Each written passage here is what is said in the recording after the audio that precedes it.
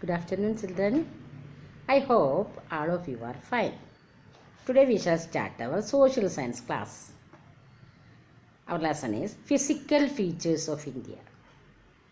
India's physical features. This is the map of India. This is the map of India. The directions are north, then south, west and east. North, then opposite south, then west, then east. North side of India is Himalayan mountains, then south, Indian Ocean, then west, Arabian Sea, then east, Bay of Bengal. There are 29 states in India and 6 union territories. Then neighboring countries are Pakistan, Afghanistan, then Nepal, then Bhutan, Bangladesh. Okay. Then in Arabian Sea, Lakshadweep. Then Bay of Bengal. In Bay of Bengal, Nicobar, Andaman and Nicobar Islands. This is Andaman and Nicobar Islands. This is Lakshadweep. Okay. Then this part, southern India, then northern India, then west part of India, then east part of India. Okay.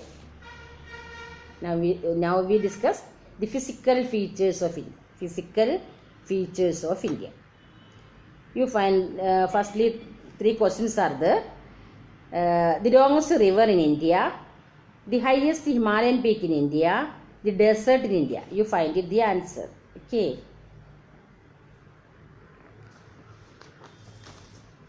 Then physical features of India. India is a vast nation. The total area of India is 32,87,263 square kilometers. The north to south distance of India is about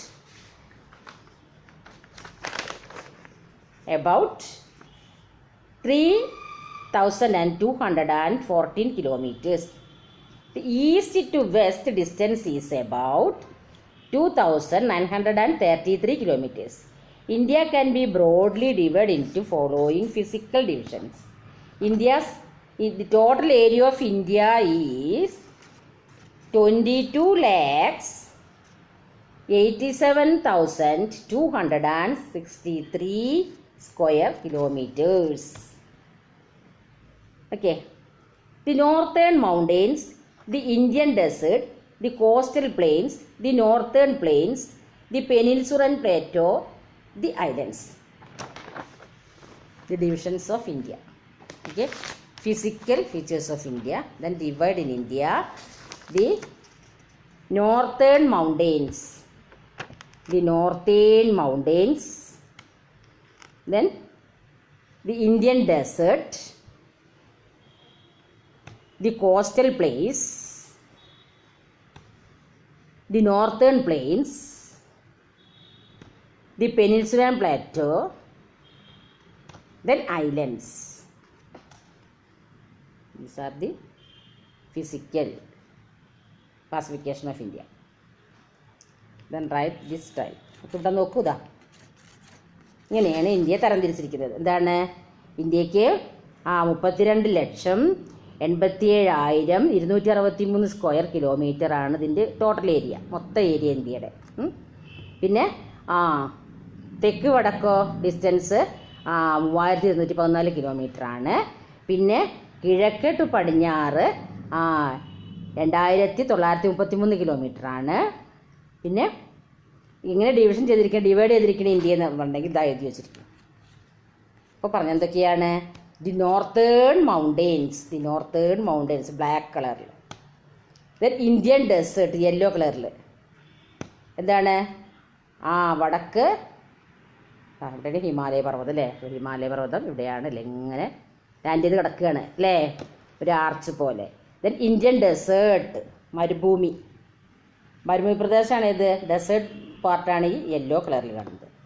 then coastal planes, തീരദേശ മേഖല, അതാ western coastal പ്ലെയിൻസും ഉണ്ട്, eastern coastal പ്ലെയിൻസും ഉണ്ട്, തീരദേശ മേഖല. Then northern planes, സമതല പ്രദേശം, വടക്കൻ സമതല പ്രദേശം. ദെൻ പിന്നെ ബ്ലൂയിഷ് കളറിൽ. ദെൻ പെനിൻസുലർ പ്ലേറ്റോ, ഉപദ്വീപീയ പീഠഭൂമി. ദെൻ ദി ഐലൻഡ്സ്, ദ്വീപസമൂഹങ്ങൾ ഏതൊക്കെയാണ്? Andaman, Nicobar islands, then Lakshadweep. Okay, അങ്ങനെയാണ്. അപ്പോൾ നമ്മുടെ മാപ്പിലൊന്നും കൂടി നിങ്ങൾ കണ്ടെത്തിക്കോളൂ. ആൻഡമാൻ നിക്കോബാർ ഐലൻഡ്സ് ഇതാ കാണിച്ചു തരാം, നിങ്ങൾ കണ്ടെത്തുക. ആൻഡമാൻ നിക്കോബാർ ഐലൻഡ്സ് എവിടെയാണ്, അതിനെന്താണ് അതിൻ്റെ ഏതാണ് പിന്നെ അതിൻ്റെ ക്യാപിറ്റൽ വരുന്നത് കണ്ടെത്തുക. Okay. The northern mountains stretch from Jammu and Kashmir to Arunachal Pradesh. കണ്ട, ജമ്മു കാശ്മീർ അരുണാചൽ പ്രദേശ് അങ്ങനെ പരന്ന് കിടക്കുകയാണ് അല്ലേ, ഇങ്ങനെ പോവുകയാണ്. അതാണ് ഈ mountain area. The physical division is divide into the Himalaya ranges, trans Himalaya ranges and eastern hills, Purvanchal. അപ്പോൾ ഇങ്ങനെ ഹിമാലയൻ മൗണ്ടൻസ് തരം തിരിച്ചിട്ടുണ്ട്. ഏതൊക്കെയായിട്ടാണ്? ജമ്മു കാശ്മീർ ടു അരുണാചൽ പ്രദേശ് അങ്ങനെ കിടക്കുകയാണ് ഹിമാലയ. അപ്പോൾ എങ്ങനെ തരംതിരിച്ചിരിക്കുന്നത്? എങ്ങനെയാണെന്ന് അറിയാമോ? Himalaya ranges, the trans Himalaya and eastern hills, Purvanchal. ഇതാണ് പൂർവാർജൽ ഈ ഭാഗം. ഓക്കെ, അങ്ങനെയാണ് തരംതിരിച്ചിരിക്കുന്നത് ഹിമാലയ റേഞ്ചസിനെ. ഹിമാലയ റേഞ്ചസ് തരംതിരിച്ച് നോക്കൂ. ഇതാണ് പൂർവാർജൽ. ഇവിടെ മുതലിതാ ഇതാണ് ഹിമാലയൻ റേഞ്ചസ്, ആർച്ച് പോലെ കിടക്കും. ഈ ഭാഗമാണെങ്കിൽ ഏതാണ്? നേപ്പാൾ ഏരിയ ആണ് അല്ലേ, ഇത് നമ്മുടെ ഇന്ത്യ അല്ല. ഈ ഭാഗം നേപ്പാൾ ഏരിയയാണ്. ഇങ്ങനെ പോയിട്ട് കിടക്കുകയാണ്. അത് മൗണ്ടൻ ഏരിയ, ഇതൊക്കെ മൗണ്ടൻ ഏരിയ ആണ് കേട്ടോ. Okay. The word Himalaya means house of no. The Himalaya lies in north west to north east direction for a distance of about northwest, then northeast.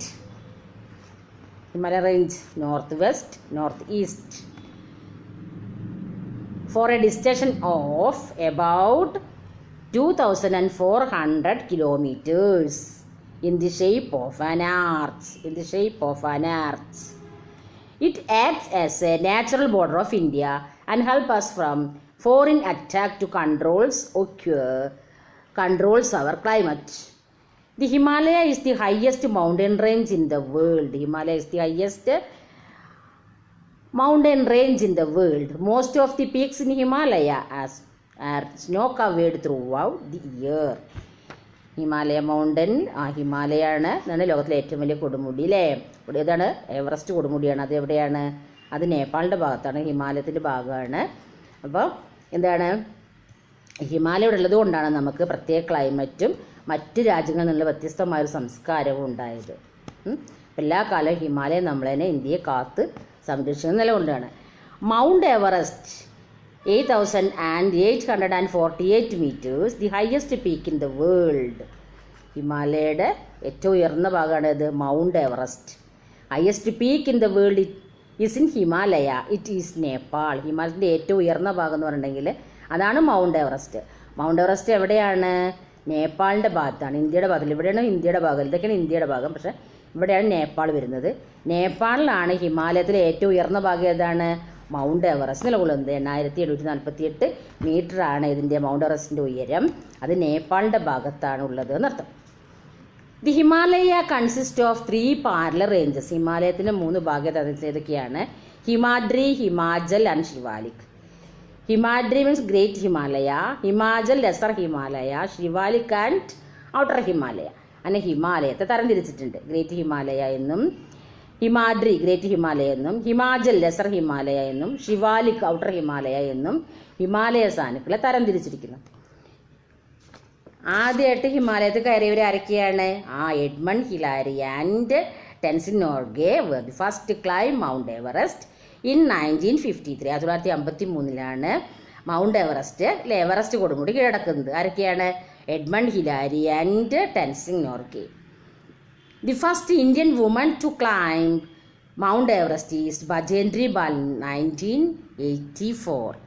1984 mount Everest കീഴടക്കിയ ആദ്യ വനിത ആരാണ്? ബജേന്ദ്രി പാലാണ്.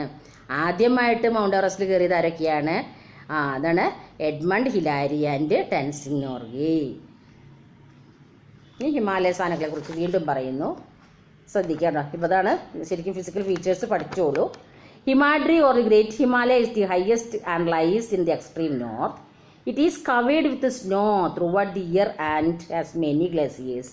ആണെങ്കിൽ കുറേ എല്ലാ കാലവും മഞ്ഞ് മൂടി കിടക്കുകയാണ്. അതുകൊണ്ടാണ് ഹിമാലയത്തെ ഹിമാലയം എന്ന് വിളിക്കുക. Himalaya means house of snow. ഹിമം എന്ന് പറഞ്ഞാൽ മഞ്ഞ്, ആലയ എന്ന് പറഞ്ഞാൽ വീട്. അതുകൊണ്ട് ദി ഹൗസ് ഓഫ് സ്നോ എന്നാണ് ഹിമാലയ പറഞ്ഞാൽ അർത്ഥം അല്ലേ.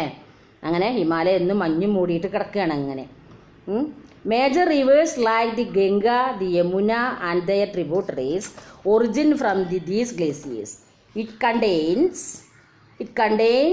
all the prominent peaks including Kanchenjunga and Nanga Parbat. Himachal or the Lesser Himalaya lies to the south of Himadri. മനസ്സിലാക്കട്ടോ, Himadri. It contains the Pir Panchal and the Dehradun ranges. The beautiful valleys of Kashmir and Kulu and famous hill stations like Darjeeling, Mussoorie and Shimla are situated here. Shivalik or the Outer Himalaya is the southernmost range and is lowest in height. It contains broad longitudinal valleys called dunes like Dehradun. ഇത് നോക്കൂ, ഹിമാലയ നദികളെന്നും ഉപദ്വീപീയ നദികളെന്നും രണ്ട് തരം നദികളാണ് ഇന്ത്യയിലുള്ളത് അല്ലേ. അപ്പോൾ നദികളുടെ ഒഴുക്ക് കാണില്ല. എന്താണ് നദികൾ അല്ലേ? നദികൾ കണ്ടില്ലേ? നദികൾ നമുക്ക് മനസ്സിലാക്കൂട്ടോ. ഹിമാലയൻ നദികൾ ഏതൊക്കെയാണ്? ഗംഗ യമുനയൊക്കെ അല്ലേ. ഗംഗ യമുനയൊക്കെ ഹിമാലയൻ നദികൾ, ഹിമാലയത്തിൽ നിന്ന് ഒതുങ്ങുന്നവയാണ്. അപ്പം ഹിമാലയ തരംതിരിച്ചിരിക്കുന്നത് എങ്ങനെയൊക്കെയാണ്? Himadri or the great Himalaya തരംതിരിച്ചിരിക്കുന്നു. പിന്നെ ഹിമാചൽ ലെസർ ഹിമാലയം തരംതിരിച്ചിരിക്കുന്നു. ശിവാലിക് ഓർ ഔട്ടർ ഹിമാലയ തരംതിരിച്ചിരിക്കുന്നു. പിന്നെ ഹിമാലയത്തിൽ നിന്ന് ഒഴുകി വരുന്ന നദികൾ അല്ലേ, ഗംഗ യമുന അതിൻ്റെ പോഷക നദികളൊക്കെ എന്ത് ചെയ്യുന്നു? ഈ ഹിമാലയ സ്ഥാനങ്ങളിൽ നിന്നാണ് ഒഴുകി വരുന്നത്. ഹിമാലയയിലെ ഗ്ലേസിയസ് പറഞ്ഞാൽ ഹിമാനി മഞ്ഞ് മൂടിയ പർവ്വതനിരകളിൽ നിന്നാണ് ഗംഗയും യമുനയൊക്കെ ഒഴുകി വരുന്നത്. അതുകൊണ്ട് തന്നെ ഈ നദികൾ വേനൽക്കാലത്ത് വെള്ളപ്പൊക്കം ഉണ്ടാക്കുന്നു പറയും. എന്താണ് കാരണം? വേനൽക്കാലത്ത് വെള്ളപ്പൊക്കം ഉണ്ടാവാനുള്ള കാരണം മഞ്ഞുരുക്കിയിട്ട് അല്ലേ. പിന്നെ it contains all the prominent peaks including Kanchenjunga. അതിൽ ഉയർന്ന പർവ്വത പ്രദേശങ്ങളുണ്ട്. അതാണ് Kanchenjunga and നംഗപർവ്വത്. Himachal or the lesser Himalaya lies to the south Himadri. South ഹിമാദ്രിയിലുള്ളതാണ് എന്ത്? കാഞ്ചൻഗംഗയും നംഗപർവ്വതം. Himachal or lesser Himalaya lies to the south Himadri. ഹിമാലയയുടെ സൗത്തായിട്ടാണ് ഏത് കൊണ്ടുവന്നത്? ഹിമാചൽ അല്ലേ, ഹിമാചൽ ഉള്ളത്. The beautiful valleys of Kashmir and Kullu and famous hill stations like Darjeeling, Mussoorie and Shimla R situated here. അപ്പോൾ പ്രധാന അവിടെ പിന്നെ ഹിമാലയത്തോട് ചേർന്ന് ഒരുപാട് നല്ല എന്തൊക്കെയുണ്ട്? ബ്യൂട്ടിഫുൾ വാലീസ് ഉണ്ട് അല്ലേ, കാശ്മീർ, കുളു, പിന്നെ ഫേമസ് ഹിൽ സ്റ്റേഷൻസ് ഒക്കെ ഉണ്ട്. ഹിൽ സ്റ്റേഷൻസ് ഡൂൺസ് ഒക്കെ ഉണ്ട് കേട്ടോ. അപ്പം അങ്ങനെ ഫേമസ് ഹിൽ സ്റ്റേഷനും എല്ലാം ഉണ്ട് ഹിമാലയത്തിനോട് അനുബന്ധിച്ചിട്ട് അല്ലേ. നല്ല കാലാവസ്ഥയും കാര്യങ്ങളൊക്കെ ആയിട്ടാണ്. അപ്പം ഡ്യൂൺസ് ഉണ്ട്. കാശ്മീർ, കുളു ഇതൊക്കെയാണ് ഹിൽ സ്റ്റേഷൻസ് ഉണ്ട്. ഹിൽ സ്റ്റേഷൻ എന്ന് പറഞ്ഞിട്ടുണ്ടെങ്കിലാണ് പർവ്വത പ്രദേശങ്ങളാണല്ലേ, സഞ്ചാരികളൊക്കെ ആകർഷിക്കുന്ന സ്ഥലം. അത് ഡ്യൂൺസിൻ്റെ ഉദാഹരണം ഏതൊക്കെയാണ്? ഡെറാഡൂൺ അല്ലേ. പിന്നെ Shivalik or the outer Himalaya is the southern most range in the lowest height. Outer Himalayas എന്താണ്? തെക്കൻ ഭാഗത്തായിട്ടാണ് ഹിമാലയത്തിൻ്റെ. അവിടെയാണ് ഔട്ടർ ഹിമാലയ അല്ലെങ്കിൽ ശിവാലിക് എന്ന് പറയുന്ന പ്രദേശം. ഇത് കണ്ടില്ലേ ശിവാലിക്. അപ്പോൾ എങ്ങനെ ഹിമാലയത്തിൻ്റെ എങ്ങനെ തരംതിരിച്ചിരിക്കുന്നത്? 3 ഭാഗങ്ങളായിട്ട് ഹിമാലയ തരംതിരിച്ചിട്ടുണ്ട്. ഏതൊക്കെയാണ്? ഹിമാദ്രി അല്ലേ. ഹിമാദ്രിക്ക് പറയുന്ന മറ്റൊരു പേരെന്താണ്? ഗ്രേറ്റ് ഹിമാലയ അല്ലേ. മറ്റൊന്നെന്താണ്? ഹിമാചലിൻ്റെ മറ്റൊരു പേരെന്താണ്? ലെസർ ഹിമാലയ. അല്ലേ? ജസർ ഹിമാലയ, പിന്നെ ശിവാലിക്കിന് മറ്റു പേരെന്താണ്? ഔട്ടർ ഹിമാലയ അല്ലേ? അങ്ങനെ ഹിമാലയ സാനുക്കളുണ്ടാവും. റേഞ്ച് നമ്മൾ നേരത്തെ കണ്ടുല്ലോ അല്ലേ? അപ്പോൾ അവിടെ എന്താണ് പിന്നെ ഹിൽ സ്റ്റേഷൻസ് ഉണ്ട്, ഡ്യൂൺസ് ഉണ്ട് അല്ലേ? അപ്പോൾ ഹിമാലയത്തിനോടനുബന്ധിച്ചിട്ട് സ്ഥലങ്ങളൊക്കെ വളരെ അധികം ജനങ്ങൾക്ക് ആകർഷകമായ സ്ഥലങ്ങൾ തന്നെയാണ്. ഹിൽ സ്റ്റേഷൻസ് ഉണ്ട്, ഡ്യൂൺസ് ഉണ്ട്, ജനങ്ങൾ വരുന്ന പിന്നെ ബ്യൂട്ടിഫുൾ വാലീസ് ഉണ്ട് അല്ലേ? കാശ്മീർ കൂള് തുടങ്ങിയ ഹിൽ സ്റ്റേഷൻസ് ഉണ്ട്. ഇതെല്ലാം അടങ്ങിയത് എല്ലാ സുഖ സൗകര്യം എന്ന് പറഞ്ഞിട്ടുണ്ടെങ്കിൽ ജനങ്ങളെ ആകർഷിക്കുന്ന പിന്നെ പ്രദേശങ്ങളാണ് ഹിമാലയ സാനുക്കളൊക്കെ അല്ലേ? പിന്നെ ഡാർജിലിംഗ്, മുസൂറി തുടങ്ങിയ എന്തുണ്ട് ഫേമസ് ഹിൽ സ്റ്റേഷൻസ് ഉണ്ട്. പിന്നെ ശിവാലിക് അല്ലെങ്കിൽ ഔട്ടർ ഹിമാലയസിന് പ്രധാനപ്പെട്ട സ്ഥലം ഏതാണ്? അത് കുറച്ച് ഉയരം കുറഞ്ഞ സ്ഥലമാണ്, ലോവസ്റ്റ് ഹൈറ്റ് ആണ്. It contains broad longitudinal valleys, dunes, Dehradun പോലെയുള്ള ഡ്യൂൺസും ഒക്കെ ഉണ്ട് ഹിമാലയ സാനുക്കളിൽ. ഓക്കെ, ഈ ട്രാൻസ് ഹിമാലയ റേഞ്ചസ്. ഇപ്പോൾ ഇവിടെ നിന്ന് ഇതുവരെ കേട്ടോ ഈ പ്രദേശങ്ങളൊക്കെ സഞ്ചാരികളെ ആകർഷിക്കുന്ന സ്ഥലങ്ങളാണെന്നാണ് പറയുന്നത്. These ranges are situated on the north east portion of Jammu Kashmir. Trans Himalaya പറഞ്ഞിട്ടുണ്ടെങ്കിൽ നോർത്ത് ഈസ്റ്റ് ഭാഗമാണ് കാശ്മീരിൻ്റെ. This region comprises of Karakoram, Ladakh and Zanskar ranges. Mount K2 or Mount Godwin Austen 8,611 meters in the Karakoram is the second highest peak in the world. അപ്പോൾ first ഏതാണ് highest peak in the world? ഏതാണ്? Mount Everest ആണ്. അത് പിന്നെ നേപ്പാളിൻ്റെ ഭാഗത്താണ്. കാരകോര range എന്ന് പറയും. കാരകോരം range അല്ലെങ്കിൽ എന്താണ് വേറൊരു പേര്? Mount K2 or mount Godwin. ഇതാണ് എന്ത്? പിന്നെ ലോകത്തിലെ രണ്ടാമത്തെ ഏറ്റവും ഉയരം കൂടിയ പീക്കാണിത്, കാരകോരം റേഞ്ച് കേട്ടോ. ഇതെവിടെയാണ്? ട്രാൻസ് ഹിമാലയയിലാണ് കേട്ടോ. ട്രാൻസ് ഹിമാലയയിലാണ് കാരകോരം റേഞ്ചസ്. ഇനി നെക്സ്റ്റ് ഈസ്റ്റേൺ ഹിൽസ് ആണ്. ഈസ്റ്റേൺ ഹിൽസ് എന്ന് പറഞ്ഞാൽ പൂർവാർജൽ. ഈസ്റ്റേൺ ഹിൽസ് കാണാം, ഉണ്ട് കണ്ടില്ലേ? ഈസ്റ്റേൺ ഹിൽസ് കണ്ടോ? ഈസ്റ്റേൺ ഹിൽസ് അതിൻ്റെ മറ്റൊരു പേരാണ് പൂർവാർജൽ. ഇനിയുണ്ട്, കണ്ടില്ലേ? ഓക്കെ, ഇതിലാണെങ്കിൽ ഈ ഏരിയയാണ് പൂർവാർജൽ എന്ന് പറയുന്നത്. Eastern hills or the Purvanchal ranges consist of several low hills including Khasi, Garo and Jaintia hills of Meghalaya, Mizo Hills of Mizoram and Naga Hills of Nagaland. This region is covered with thick forest. Mawsynram in Meghalaya receives the highest amount of rainfall in the world. Slayo. ഈ ഭാഗമാണ് പറയുന്നത് പൂർവാർജൽ അല്ലെങ്കിൽ eastern hills. ഈ ഭാഗമാണ് കാണുന്നില്ലേ? ഈ ഭാഗം. ഇവിടെ എന്താണ്? ഇവിടെ കാസി, ഗാരോ എന്നൊക്കെ പറഞ്ഞ സ്ഥലങ്ങളാണ്. ജൻഷ്യ ഹിൽസ് ഉണ്ട് മേഘാലയയിൽ. ജാൻഷ്യ ഹിൽസ് ഉണ്ട്. പിന്നെ മിസോറത്തിൽ മിസോ ഹിൽസ് ഉണ്ട്. നാഗാലാൻഡിൽ നാഗ ഹിൽസ് ഉണ്ട്. അപ്പോൾ അതൊക്കെ ഈ ഏരിയയിൽ വരുന്നു അല്ലേ? ഈ ഭാഗമല്ലേ മണിപ്പൂർ, നാഗാലാൻഡ്, ഇതൊക്കെ വരുന്നത് അല്ലേ? ഇവിടെയാണ് ആസാം, അരുണാചൽ പ്രദേശ് ഇവിടെ അല്ലേ? Okay. Then Mawsynram in the മേഘാലയയിൽ മൗസിൻഡ്രം എന്ന് പറയുന്ന സ്ഥലത്താണ് ഏറ്റവും കൂടുതൽ മഴ പെയ്യുന്നത് അല്ലേ? ഏറ്റവും കൂടുതൽ മഴ പെയ്യുന്ന സ്ഥലമാണ് മേഘാലയ മൗസിൻഡ്രം എന്ന് പറയുന്നത്. ഇതിൻ്റെ ശരിക്കും നിങ്ങൾക്ക് ഒക്കെ സ്ഥലങ്ങൾ വായിക്കാൻ പറ്റും അല്ലേ? ഈ ഭാഗമാണ് പൂർവാർജൽ എന്ന് പറയുന്നത് അല്ലേ? കാണുന്നുണ്ടോ? സ്റ്റേറ്റ്സ് കാണുന്നില്ലേ ഏതൊക്കെയാണെന്ന്? വായിക്കാൻ പറ്റുന്നില്ലേ? അപ്പോൾ അതിൽ കാസി, ഗാരോ, ജാൻഷ്യ ഹിൽസ് ഒക്കെയാണ് മേഘാലയയിൽ. മിസോറത്തിലാണ് എന്ത്? മിസോ ഹിൽസ് ഉള്ളത്. വായിക്കാൻ പറ്റുന്നുണ്ടോ? മിസോറത്തിൽ മിസോ ഹിൽസ് ഉണ്ട്. നാഗാലാൻഡ് നാഗാ ഹിൽസ് ഉണ്ട്. പിന്നെ മൗസിൻഡ്രം മേഘാലയയിൽ ഏറ്റവും കൂടുതൽ മഴ പെയ്യുന്നത്, ലോകത്തിലെ ഏറ്റവും മഴ പെയ്യുന്ന സ്ഥലമാണ് മേഘാലയയിലെ ഏത്? മൗസിൻഡ്രം. ഓക്കെ. അപ്പോൾ ഈ ഏരിയ കേട്ടോ, അതാണ് പൂർവാർജൽ എന്ന് പറയുന്നത്. ഇങ്ങനെയാണ് ഇതിൻ്റെ ഈ കേവിലാണ് ഹിമാലയത്തിൻ്റെ കിടപ്പ്. ഓക്കെ, ഇന്ത്യയുടെ മാപ്പ്. ഓക്കെ, അപ്പോൾ പൂർവാർജൽ കണ്ടു അല്ലേ? ഈ ഫീച്ചേഴ്സിനെ നോക്കിക്കോളൂ. ഫീച്ചേഴ്സ് ഭാഗങ്ങൾ നോക്കുക.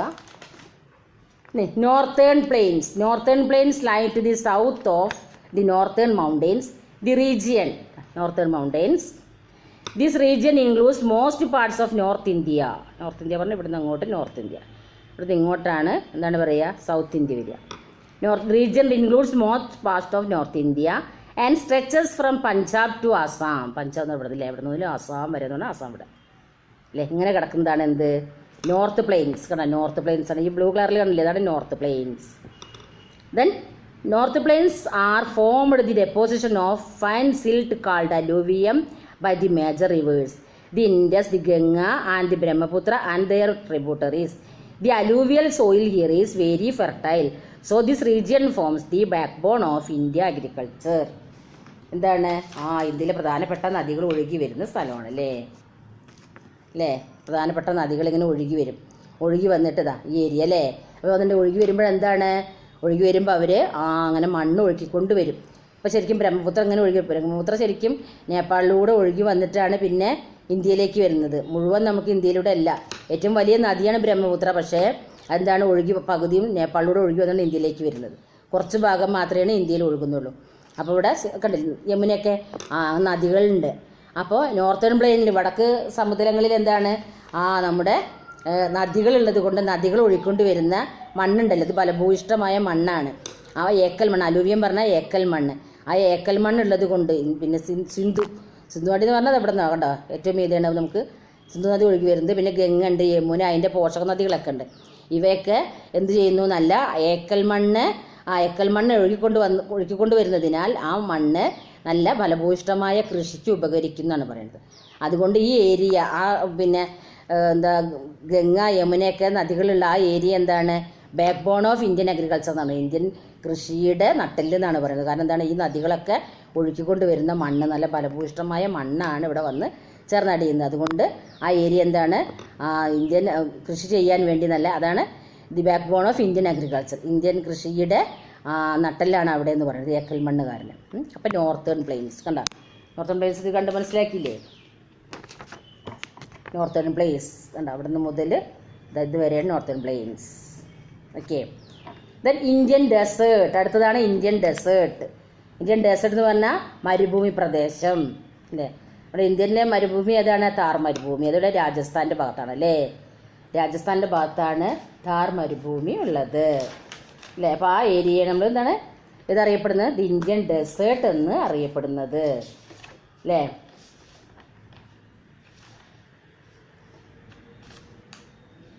ഇന്ത്യൻ ഡെസേർട്ട് എന്ന് പറയുന്നത് രാജസ്ഥാൻ്റെ ഭാഗത്താണ്. രാജസ്ഥാൻ്റെ പ്രത്യേകത എന്താണ്, ഏറ്റവും വലിയ സ്റ്റേറ്റ് ആണല്ലേ. Okay. The Indian desert call Thar desert, Indian ഡെസേർട്ടിനെ വിളിക്കുന്ന പേര് താർ ഡെസേർട്ട്, താർ മരുഭൂമിയാണുള്ളത്. Lies to north west of India, വടക്ക് പടിഞ്ഞാറ് ഭാഗത്തായിട്ടാണ് മരുഭൂമിയുടെ സ്ഥാനം. Then it has vast expanse of sand dotted with small hills of sand called sand dunes. Hot and dry winds blow here throughout. This region receives very little rainfall and experiences hot and dry climate with very low vegetation cover. The Luni River flows through the southern part of Thar Desert. ഈ ഭാഗത്താണ് Thar desert, Thar മരുഭൂമി ഉള്ളത്. അതിൻ്റെ അവിടെ തന്നെയാണ് ആരവല്ലി കുന്നുകളൊക്കെ ഉള്ളത് അല്ലേ, Aravalli hills Aravalli കുന്നുകളുള്ളത്. അതാണ് ആ മരുഭൂമിയിലൊക്കെ എന്താണ് എത്ര അധികം പാറക്കെട്ടൊക്കെ ഉണ്ടെന്ന് പറയാനായിട്ട് കാരണം. അവിടെ ഇങ്ങനെ ഒരു ആരവല്ലി കുന്നുകളുണ്ട്. ഈ നോക്കിയാൽ നിങ്ങൾക്ക് മനസ്സിലാവും അല്ലേ, ആരവല്ലി കുന്നുകൾ കാണിച്ച് കണ്ടോ അല്ലേ. ആരവല്ലി കുന്നുകൾ താർ ഡെസേർട്ടിൻ്റെ ആ ഭാഗമാണ് ആരവല്ലി ഹിൽസ് ഉള്ളത്. അപ്പം അതുകൊണ്ട് എന്താണ് ഈ താർ ഡെസേർട്ടിൽ നല്ല പാറകളൊക്കെ ഉണ്ട്. പാറകളും പിന്നെ മണലുണ്ടാവും, മരുഭൂമിയിലുണ്ടാവും അല്ലേ. അപ്പോൾ മണൽ കൂനകളും ഇടയ്ക്കിടയ്ക്ക് കാണാം. പിന്നെ അങ്ങനെ ഡ്രൈ എന്താ പറയുക, വരണ്ട കാറ്റാണ്. അന്ന് വരണ്ട കാലാവസ്ഥയാണ്, മരുഭൂമിയിൽ വെള്ളം ഉണ്ടാവില്ലല്ലേ. പിന്നെ പ്രത്യേകത എന്ന് പറഞ്ഞാൽ എന്താണ്, പിന്നെ നമ്മുടെ കുറച്ച് മഴ മാത്രമേ കിട്ടാറുള്ളൂ, മരുഭൂമി പ്രദേശത്ത് കുറച്ച് മഴ കിട്ടാറുള്ളൂ. പിന്നെ എന്താണ് പിന്നെ റിവർ അതിനരികിലൂടെ കൊടുക്കുന്നുണ്ട്. ആ റിവറിൻ്റെ പേരാണ് ലൂണി റിവർ എന്ന്. അങ്ങനെ കുറച്ച് വെള്ളം കിട്ടുന്നുള്ളൂ അല്ലേ. അപ്പോൾ ഇന്ത്യൻ ഡെസേർട്ടാണ്, ഇന്ത്യൻ ഡെസേർട്ട് ഈ ഭാഗമാണ്, രാജസ്ഥാൻ്റെ ഈ ഭാഗമാണ് അല്ലേ. അപ്പോൾ ഡിവൈഡ് ചെയ്യുന്നതാ പലതരത്തിൽ ഡിവൈഡ് ചെയ്യുന്ന ഇവിടെ കൊടുക്കുന്നത് ഏതൊക്കെയാണ്, മൗണ്ടൈൻസ് ഏരിയ അല്ലേ, മൗണ്ടൈൻസ് ഏരിയ പറഞ്ഞു. ദെൻ പ്ലെയിന് പറഞ്ഞില്ലേ അല്ലേ, നോർത്തേൺ പ്ലെയിൻ പറഞ്ഞു. ഇനിയാണ് ഡെസേർട്ട് ഏരിയ പറയുന്നത് ഫിസിക്കൽ ഡിവിഷനിൽ. ഓക്കെ. അപ്പോൾ അങ്ങനെ താർ മരുഭൂമിയാണ്. അപ്പോൾ ഇതിൽ പാറക്കല്ലുകളും മണലുകളൊക്കെ നിറഞ്ഞ മണൽ കൂനകളൊക്കെയാണ് ഇവിടെ ഉള്ളത്. പിന്നെ വരണ്ട കാറ്റുകളാണ് ഉണ്ടാവുക, ഉഷ്ണക്കാറ്റുണ്ടാവും. പിന്നെ മഴ വളരെ ദുർലഭമായിട്ട് ഇവിടെ ലഭിക്കാറുള്ളൂ. പിന്നെ എന്താണ്, ആകെ ഒരു ആശ്വാസം എന്ന് പറഞ്ഞാൽ ഒരു ലൂണി എന്ന് പറഞ്ഞ റിവറാണ് ഇവിടെ ഒഴുകുന്നത്. നെക്സ്റ്റ് എന്താണ്, നെക്സ്റ്റ് തരംതിരിക്കുന്നത്. അപ്പോൾ അത് കഴിഞ്ഞു അല്ലേ. അപ്പോൾ നമ്മൾ മൗണ്ടൻ ഏരിയാസ് കവർ ചെയ്തു. ദെൻ നോർത്തേൺ പ്ലെയിൻ കവർ ചെയ്തു. Then desert. ഇനി എന്താണ്, ദി പെനിൻസുലൻ പ്ലാറ്റോ, ഉപദ്വീപീയ പീഠഭൂമി. ഇപ്പോൾ ഉപദ്വീപീയ എന്ന് പറഞ്ഞാൽ ഇന്ത്യൻ ഉപദ്വീപാണല്ലോ അല്ലേ. ഇന്ത്യൻ ഉപദ്വീപാണെന്ന് പറയാൻ എന്താണ് കാരണം? ദ്വീപ് പറഞ്ഞാൽ എന്താണ്, 4 പുറവും വെള്ളത്താൽ ചുറ്റപ്പെട്ട കരയാണ് നമ്മൾ ദ്വീപ് എന്ന് പറയാം. ഇന്ത്യ ഉപദ്വീപം എന്ന് പറയാൻ എന്താണ് കാരണം? 3 ഭാഗവും വെള്ളമാണല്ലോ, 3 ഭാഗവും വെള്ളമാണ് അല്ലേ. അതെ. പിന്നെ പടിഞ്ഞാറ് അറബിക്കടൽ, തെക്ക് ഇന്ത്യൻ മഹാസമുദ്രം, ദെൻ കിഴക്ക് ബംഗാൾ ഉൾക്കടൽ. ഇങ്ങനെ ഈ ഒരു മുനമ്പ് പോലെ ഇന്ത്യൻ ഉന്തി നിൽക്കുന്നതുകൊണ്ടാണ് ഈ സമുദ്രം ഒന്നാകെ മാറി 2-3 ഭാഗമായി മാറിയത് അല്ലേ. ഇന്ത്യൻ സമുദ്രം അങ്ങോട്ട് മാറി, ഇവിടെ അറബിക്കടൽ, ഇവിടെ ബംഗാൾ ഉൾക്കടൽ, ഇങ്ങനെ 3 ഭാഗം വെള്ളമായതുകൊണ്ടാണ് നമ്മൾ എന്ത് പറയുന്നത്, ഇന്ത്യനെ ഉപദ്വീപ് എന്ന് പറയുന്നത്. അപ്പോൾ ഇത് വരില്ല. അപ്പോൾ ഇവിടെ നിന്ന് ഗുജറാത്തിൻ്റെ ഇവിടെ നിന്ന് കൊണ്ട് തുടങ്ങിയത്, ഇത് ഇവിടെ വന്ന വെള്ളം, ഇവിടെ നിന്ന് മുതൽ വെള്ളം, ഇങ്ങനെ വെള്ളമാണല്ലേ, ഇങ്ങനെ വെള്ളമാണ് ഇത്രയും ഭാഗം. അപ്പോൾ ഉപദ്വീപാണ്. അപ്പോൾ അതുകൊണ്ട് ഈ പീഠഭൂമി എന്താ പറയുന്നത്, ഉപദ്വീപീയ പീഠഭൂമി തന്നെയാണ് വിളിക്കുന്നത്. അങ്ങനെ 3 ഭാഗം ഇവിടെ പർവ്വത പ്രദേശങ്ങളൊക്കെ ഉണ്ട് അല്ലേ. അങ്ങനെ ഉപദ്വീപീയ പീഠഭൂമി എന്ന് പറഞ്ഞാൽ എന്താണ്, ദി പെനിൻസുലർ പ്ലാറ്റോ. അത് നമുക്ക് നെക്സ്റ്റ് അങ്ങനെ വിഭജിക്കുന്നത് പെനിൻസുലർ പ്ലാറ്റോ. അതാ ഈ പിങ്ക് കളറിൽ കാണുന്ന പെനിൻസുലർ പ്ലാറ്റോ. എന്താ പ്രത്യേകത? The peninsular plateau lies the south of the northern plains. South മുതൽ നോർത്ത് അല്ലേ, നോർത്ത് മുതൽ സൗത്ത് വരെ പെനിൻസുലർ പ്ലെയിൻ ഉപദ്വീപീയ പീഠഭൂമിയാണ്. It is triangular. ഒരു ത്രികോണത്തിൻ്റെ ആകൃതിയിലാണ്. It is triangular in shape. It's broad north in narrow in south. The Aravalli hills lie to the north west of this plateau. The western gut is western boundary and the eastern gut is eastern boundary. Western gut is western boundary and eastern gut is western gut is western boundary and eastern gut is eastern boundary. River Narmada divides the peninsular plateau into the central highlands, the north and Deccan plateau in the south. Anamudi, 2,695 meters in Kerala, is the highest peak of peninsular India. The peninsular plateau is the oldest and the most extensive physical division of India. Since it is made of hard rocks, it is the storehouse of many mineral deposits. ഒരുപാട് ധാതുക്കളുടെ സ്ഥലമാണ് ഉപദ്വീപീയ പീഠഭൂമി. ഉപദ്വീപീയ പീഠഭൂമിയുടെ ഒരു ഭാഗത്ത് തന്നെയാണ് ഇത് വിന്ധ്യ ശതപുര പർവ്വതനിരകളുള്ളത്. അത് പ്രതിപാദിക്കുന്നില്ല എങ്ങനെയുണ്ട്, വിന്ധ്യ ശതപുര പർവ്വതനിരകളും എന്താണ് ഈ ഉപദ്വീപീയ പീഠഭൂമിയിൽ വരുന്നുണ്ട്. നമ്മൾ നേരത്തെ കണ്ടില്ലേ ആരവല്ലി ഹിൽസ്, കണ്ടില്ലേ ആരവല്ലി ഹിൽസിൽ കാണിക്കുന്നുണ്ടല്ലേ. ആരവല്ലി ഹിൽസ് കണ്ടുപിടിച്ചോളൂ ഇതിനകത്ത്. ആരവല്ലി ഹിൽസ് ഉണ്ട്. ആരവല്ലി ഹിൽസ് ഇതിൻ്റെ ഭാഗത്താണ് വരുന്നത്. ഈ പെനിൻസുലർ പ്ലാറ്റോയുടെ ഭാഗത്താണ് ആരവല്ലി ഹിൽസ്. അപ്പോൾ അങ്ങനെ വെസ്റ്റേൺ ഗട്ടും ഉണ്ട്, ഈസ്റ്റേൺ ഗട്ടും ഉണ്ട് അല്ലേ. വെസ്റ്റേൺ ഗട്ട് മീൻസ് പടിഞ്ഞാറ് നോക്കിയാൽ കിട്ടും അല്ലേ. നോക്കൂ, വെസ്റ്റേൺ ഗട്ട് ഈസ്റ്റേൺ ഗട്ട് കണ്ടില്ലേ. വെസ്റ്റേൺ ഗട്ടാണ് പടിഞ്ഞാറ് അതിരായിട്ടും, ഈസ്റ്റേൺ ഗട്ട് കിഴക്കൻ അതിരായിട്ടും കിടക്കുന്നു. അതിൽ ആരവല്ലി ഹിൽസും അതിനകത്ത് വരുന്നുണ്ട്. വിദ്യാശതപുര പിന്നെ പർവ്വതങ്ങൾ വരുന്നുണ്ട്. പിന്നെ നദി, ഏത് നദിയാണ് ഒഴുകുന്നത്, റിവർ നർമ്മദ. റിവർ കണ്ടില്ലേ ഇതിനകത്ത്, നർമ്മദ. നർമ്മദ നദിയാണ് ഇതിനെ തരംതിരിക്കുന്നത്. ഇതിൻ്റെ സെൻറ്ററിലൂടെ ഒഴുകി വരുന്നത്, ഉപദ്വീപീയ പീഠഭൂമിയുടെ സെൻറ്ററിലൂടെ ഒഴുകി വരുന്നുണ്ട്. ഡെക്കാൻ പ്ലാറ്റോ ഉണ്ട്. ഉപദ്വീപീയ പീഠഭൂമിയിൽ ഡെക്കാൻ പ്ലാറ്റോ ഉണ്ട് അല്ലേ. അതിൽ പിന്നെ വന്നിട്ടുണ്ടെങ്കിൽ നമ്മുടെ കേരളത്തിൻ്റെ ഭാഗം വരും അല്ലേ. കേരളത്തിൻ്റെ ഭാഗത്ത് ഒരു ഏറ്റവും വലിയ ദക്ഷിണേന്ത്യയിലെ ഏറ്റവും വലിയൊരു പീക്ക് ഉണ്ട്. അതേതാണ്, ഹയസ്റ്റ് പീക്ക് ആനമുടി അല്ലേ. ആനമുടി ഉണ്ട്. 2695 മീറ്ററാണ് ഇതിൻ്റെ ഉയരം. അങ്ങനെ ഈ പെനിൻസുലർ പ്ലാറ്റോ എന്ന് പറയുന്നത് ഏറ്റവും പഴയകാല പ്ലാറ്റോ ആണ് അല്ലേ. അതിൽ പിന്നെ നല്ല കട്ടിയുള്ള പാറകളുണ്ട്. പിന്നെ മെനി മിനറൽ ഡെപ്പോസിറ്റ്, നല്ല ധാതു വിഭവങ്ങളുടെ ഒരു സമാഹരണം കൂടിയാണ് ഇത് ഈ പെനിൻസുലർ പ്ലാറ്റോ. അപ്പോൾ വിന്ധ്യാശതപുര പർവ്വതനിരകളുണ്ട്, ആരവല്ലി കുന്നുകളുണ്ട്, ഡെക്കാൻ പ്ലാറ്റോ ഉണ്ട്. ഇതെല്ലാം കൂടി ചേർന്നതാണ് എന്ത്, ഈ പെനിൻസുലർ പ്ലാറ്റോ. കൂടെ അതിന് തരംതിരിക്കാൻ വേണ്ടി ഒരു നർമ്മദ നദിയുണ്ട്. ഇവിടെ ഒരുപാട് നദികൾ ഒഴുകുന്നുണ്ട്. നർമ്മദയാണ് ശരിക്കും എടുത്ത് പറഞ്ഞിരിക്കുന്നതെന്ന് മാത്രം. പിന്നെ അതിനെ തരംതിരിക്കുന്ന അതിൻ്റെ ഒരു ഭാഗത്തൂടെ വെസ്റ്റേൺ ഘട്ടും ഒരു ഭാഗത്തൂടെ ഈസ്റ്റേൺ ഘട്ടും, ഒരു ഭാഗത്ത് പശ്ചിമഘട്ടം, ഒരു ഭാഗത്ത് പൂർവ്വഘട്ടം ഉണ്ട്. അങ്ങനെ ഇതാണ് അത് കണ്ടോ. ഞാൻ അതാണ് പറയാം കണ്ടോ, ഈ വയലറ്റ് കളറിൽ കാണുന്നില്ലേ. ആണ് വെസ്റ്റേൺ ഘട്ടും ഈസ്റ്റേൺ ഘട്ടും. ഓക്കെ. ഇനി കോസ്റ്റൽ പ്ലെയിൻസ്. ഇതിൻ്റെ അറ്റം അങ്ങനെ പിന്നെ അത് കഴിഞ്ഞാലാണ് കോസ്റ്റൽ പ്ലെയിൻസ്. കോസ്റ്റൽ പ്ലെയിൻസ് എന്ന് പറഞ്ഞാൽ തീരദേശ മേഖല. The coastal plains of India can be divide into the western coastal plains and eastern coastal plains. The western coastal plains lies between the Arabian sea, the western Ghats. It extends from Rann of Kutch in Gujarat to Kanyakumari. Gujarat to Kanyakumari. Gujarat ഇവിടെ നിന്ന് ഇങ്ങനെ കന്യാകുമാരി വരെ നീണ്ടു കിടക്കുകയാണ്. In Tamil Nadu, this plain is divided into Gujarat coast, Konkan coast, Kannada plains and Malabar coast. Many lakes and backwaters are found here. ഈ ഭാഗം ഇങ്ങനെയാണ്. ഇതാണ് കോസ്റ്റൽ ഏരിയ. ഈസ്റ്റേൺ ഭാഗവും വെസ്റ്റേൺ ഭാഗം. ആ ഭാഗത്ത് എന്തൊക്കെ പ്രധാനപ്പെട്ട ഒരുപാട് കാര്യങ്ങളുണ്ട്. ഗുജറാത്ത് കോസ്റ്റിലെ ഗുജറാത്ത് തീരങ്ങളുണ്ട്, പിന്നെ കൊങ്കൺ കോസ്റ്റ് ഉണ്ട്, കർണാട് പ്ലെയിൻസ് ഉണ്ട്, അടുത്ത് മലബാർ കോസ്റ്റ് ഉണ്ട്. അപ്പോൾ ഇതിലാണെങ്കിൽ ഒരുപാട് ലേക്കുകളുണ്ട്. ലേക്കുകളും ജലാശയങ്ങളൊക്കെ ഉണ്ട്. കായലുകളും ജലാശയങ്ങളൊക്കെ ഉള്ള ഏരിയയാണ് ഈ coastal plains. Okay. The eastern coastal plains lies between the bay of Bengal. Bay of Bengal ഉണ്ടല്ലേ കിഴക്കൻ ഭാഗത്ത് അല്ലേ. അതിലാണ് എന്തുള്ളത്? ആ കിഴക്കൻ ഭാഗത്തെ തീരപ്രദേശമാണ് എന്ത്? ഈസ്റ്റേൺ കോസ്റ്റ് അല്ലേ. The eastern coastal plain between bay of Bengal and eastern Ghats. It extends from Sundarbans in West Bengal to Kanyakumari. It is divided into northern Circus and Coromandel coast. ഇപ്പോൾ ഈ ഏരിയ അല്ലേ ഇതാണ്. ഇവിടെ ഇങ്ങനെ പോയാൽ ഇവിടെ ബംഗ്ലാദേശൊക്കെ വരുന്നില്ല. അപ്പോൾ ഇവിടെ നിന്ന് ഇങ്ങോട്ടില്ല പശ്ചിമ ബംഗാളിൻ്റെ ഭാഗമല്ലേ സുന്ദർബൻസ് ഒക്കെ ഉണ്ടല്ലോ ഇവിടെ. സുന്ദർബൻസിൻ്റെ അവിടെ നിന്ന് ഇങ്ങനെ ഇതുവരെ ഈസ്റ്റേൺ ഭാഗം അല്ലേ, eastern part. West Bengal to Kanyakumari. ഇങ്ങനെ വെസ്റ്റ് ബംഗാൾ മുതൽ കന്യാകുമാരി വരെ കിടക്കുന്നു. ഇവിടെ ഗുജറാത്ത് ടു കന്യാകുമാരി വരെ കിടക്കുന്നു. ഓക്കെ. അതാണ് ഇന്ത്യ. അപ്പോൾ ഏതൊക്കെ പറഞ്ഞു? Mountains area, then northern plain, then desert അല്ലേ, Indian desert, then peninsular plateau, then coastal plains. ഇനിയുള്ളത് the islands. The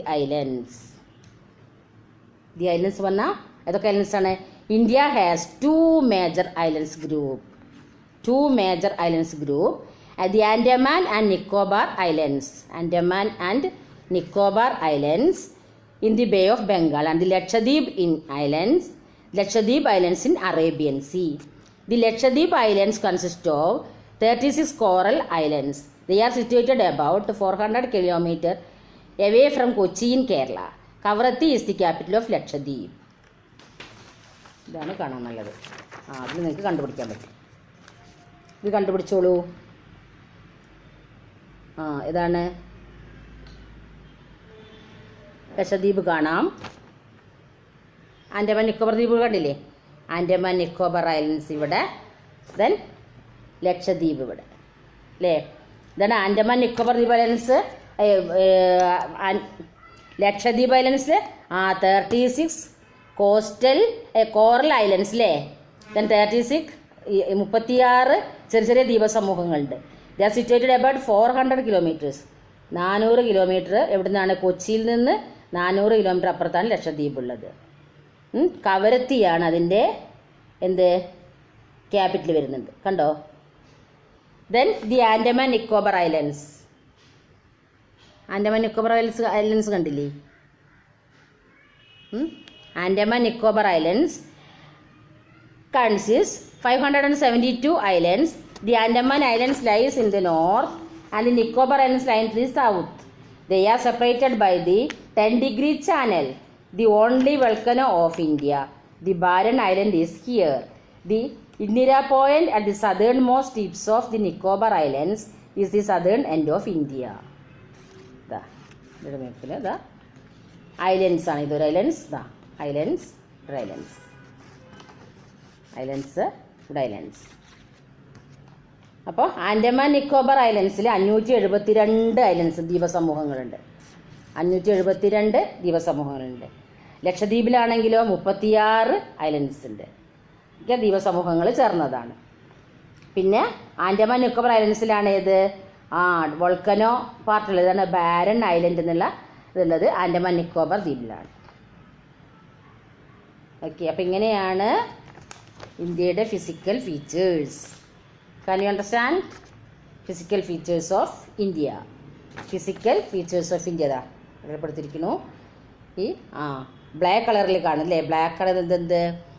northern plains. Then blue കളറിൽ എന്താണ്? ഈ ബ്ലൂ കളറിൽ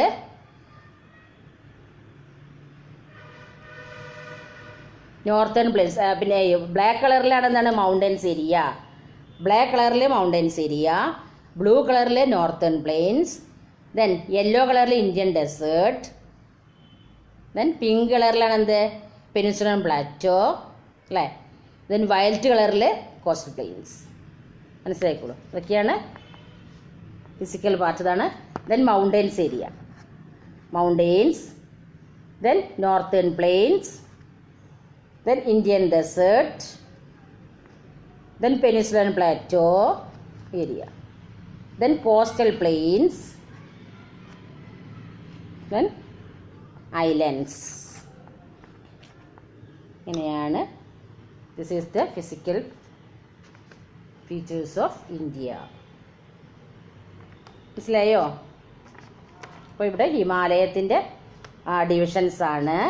ഏതൊക്കെയാണ് ഹിമാലയത്തിൻ്റെ ഡിവിഷൻസ് വരുന്നത്? ഒക്കെയാണ് ഹിമാദ്രി, ഹിമാചൽ ആൻഡ് ശിവാലിക്.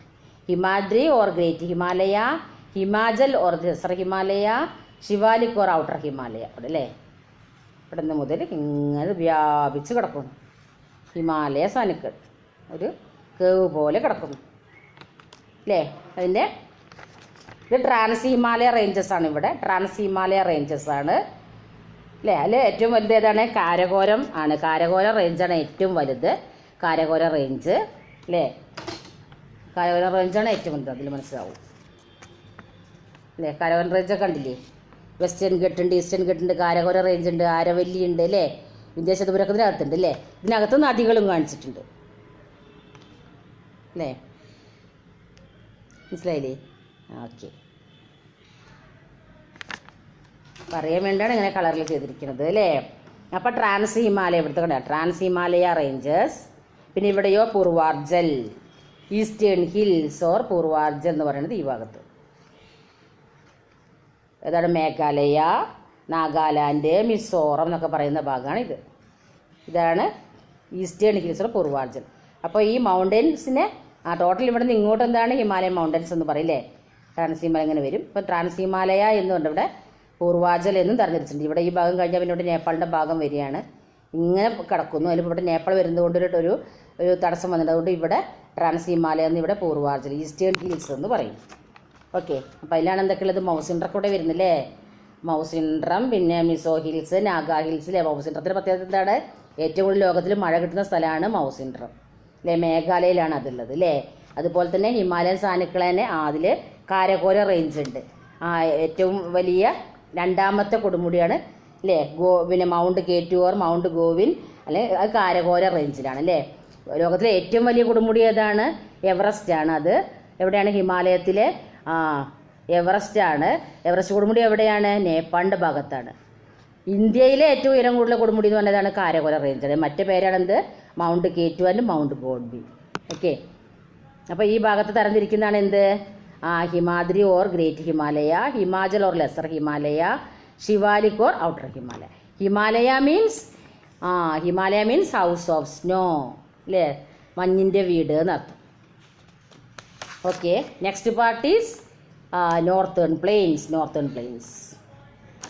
പ്ലെയിൻസ് എന്താണ്? നോർത്തേൺ പ്ലെയിൻസ് പഞ്ചാബ് മുതൽ ഇവിടെ നിന്ന് ഇങ്ങോട്ട് അസാം വരെ നീണ്ടു കിടക്കുന്നു.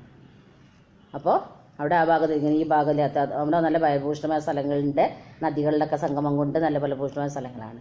പിന്നെ ഇന്ത്യൻ ഡെസേർട്ട് എന്ന് പറഞ്ഞാൽ രാജസ്ഥാൻ ഈ ഭാഗമായിട്ട് വരും അല്ലേ? ഈ ഭാഗം. അപ്പോൾ അവിടെയാണ് പാറകളാലും മണൽക്കൂനകളൊക്കെ ഇതാണ്. പിന്നെ വരണ്ട കാലാവസ്ഥയ്ക്ക്. അത് കഴിഞ്ഞാൽ പിന്നെ ഇന്ത്യ തരംതിരിക്കുകയാണ് കണ്ടോ? ഇവിടുന്ന് മുതൽ ഇങ്ങനെ വെള്ളമാണ്. അതുകൊണ്ടാണ് ഉപദ്വീപ പീഠഭൂമി. ഇത്രയും ഉപദ്വീപ പീഠഭൂമിയാണ്. അതിനകത്താണ് വെസ്റ്റേൺ ഘട്ട്. ഉപദ്വീപ പീഠഭൂമിയിലാണ് western Ghat, eastern Ghat, Aravalli hills, വിന്ധ്യാചലപുര പർവ്വതകൾ. പിന്നെ നമ്മളുടെ ഇവിടെ ഈ ദക്ഷിണേന്ത്യൻ നദികൾ മുഴുവൻ ഈ ഭാഗത്താണ് വരുന്നത് അല്ലേ? അത് സെൻട്രൽ ഹൈലാൻഡ്സ് വരുന്നുണ്ട്. പിന്നെ ആനമുടി അല്ലേ? കേരളത്തിൻ്റെ ഭാഗത്താണ് ആനമുടി ഏറ്റവും ഉയരം കൂടിയതല്ലേ? വെസ്റ്റേൺ ഘട്ടിലെ ഏറ്റവും ഉയരം കൂടിയ കൊടുമുടിയാണ് ആനമുടി ഇല്ലേ, അതീ ഭാഗത്തായിട്ടാണ് വരുന്നത്. അപ്പോൾ ഇതെല്ലാം പെനിൻസുലർ പ്ലാറ്റോയിലാണ് വരുന്നത്. നമ്മുടെ നദികളെല്ലാം അവിടെയാണ് വരുന്നത്. ഈസ്റ്റേൺ ഘട്ട് വരുന്നുണ്ട്, വെസ്റ്റേൺ ഘട്ട് വരുന്നുണ്ട് അല്ലേ. പിന്നെ കോസ്റ്റൽ പ്ലെയിൻസ് ഒക്കെ ഏതാ വരുന്നത്, ഉപദ്വീപ പീഠഭൂമിയുടെ ഭാഗത്താണ്, പെനിൻസുലർ പ്ലാറ്റോയിലാണ് വരുന്നത്. നെക്സ്റ്റ് ഈസ് കോസ്റ്റൽ പ്ലെയിൻസ്, തീരപ്രദേശങ്ങൾ, തീരപ്രദേശങ്ങൾ, കടൽ തീരങ്ങൾ നടത്തും. അപ്പോൾ അതിവിടെ പശ്ചിമ ബംഗാൾ മുതൽ കന്യാകുമാരി വരെ ഈസ്റ്റേൺ പ്ലെയിൻസും ഗുജറാത്ത് മുതൽ കന്യാകുമാരി വരെ വെസ്റ്റേൺ പ്ലെയിൻസ് എന്നും അറിയപ്പെടുന്നു. കോസ്റ്റൽ പ്ലെയിൻസ് എന്ന് തീരദേശ പ്രദേശങ്ങൾ. പിന്നെ ഐലൻഡ്സ്, ഇന്ത്യയിൽപ്പെട്ടതിനാണ് ഐലൻഡ്സ്. ആൻഡമാൻ നിക്കോബാർ, ഇത് ലക്ഷദ്വീപ്, ഇവിടെ Andaman Nicobar islands. Lakshadweep in Arabian sea, Andaman Nicobar islands in bay of Bengal അല്ലേ. ആൻഡമാൻ നിക്കോബാർ ഐലൻഡ്സ് 36 ഐലൻഡ്സ് ആണ്. Then Andaman Nicobar islands 572 islands ഉണ്ട്. അപ്പോൾ ആൻഡമാൻ നിക്കോബാർ ഐലൻഡിലാണ് വോൾക്കനോ വരുന്നത് അല്ലേ. ഇതാണ് ബാരൻ ഐലൻഡ് എന്നുള്ളത് വരുന്നത് ആൻഡമാൻ നിക്കോബാർ ഐലൻഡിലാണ്. പിന്നെ കവരത്തിയാണ് ലക്ഷദ്വീപിൻ്റെ ക്യാപിറ്റൽ. ദെൻ പോർട്ട് ബ്ലെയർ ആണ് ആൻഡമാൻ നിക്കോബാറിൻ്റെ capital. Okay, these are the physical features of India. ഈ മാപ്പ് ഓർത്താൽ മതി, ഇതിനകത്തെല്ലാം ഉണ്ട്. ഓക്കെ, then read the lesson carefully. Okay, can you understand this lesson? Okay, then wind up our class, then study well, read the lesson carefully. Okay, then see you next class. Bye, take care.